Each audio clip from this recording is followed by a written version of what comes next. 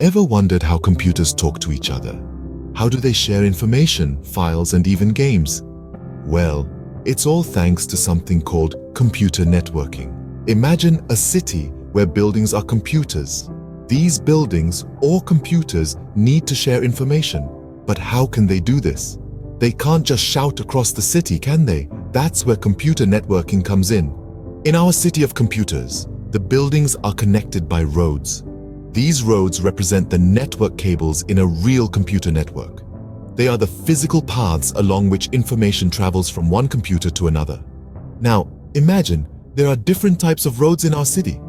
Some are small, connecting only a few buildings in a neighborhood.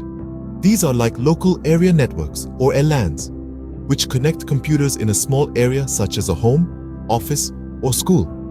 Others are larger, connecting buildings across the entire city. These are like wide area networks, or WANs, which can connect computers across a city, a country, or even the entire world. But roads alone are not enough.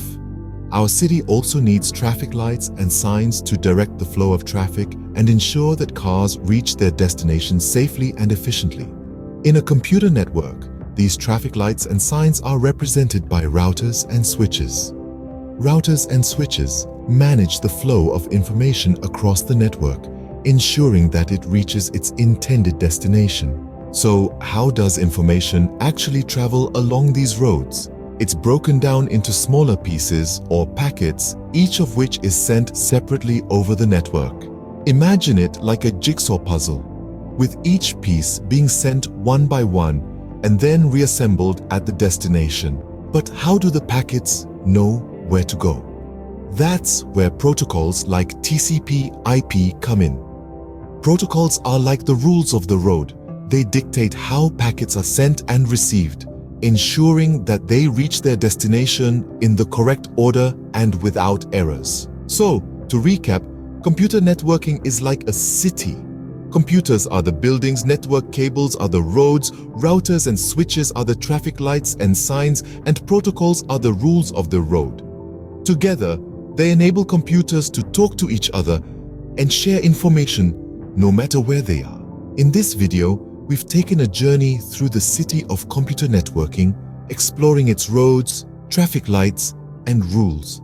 We've learned about the role of network cables, routers, switches, and protocols, and how they work together to enable computers to communicate. Whether it's a small LAN in an office or a vast one spanning the globe, computer networking is what makes it all possible. So, next time you send an email, stream a video, or play an online game, take a moment to appreciate the complex network that makes it all possible.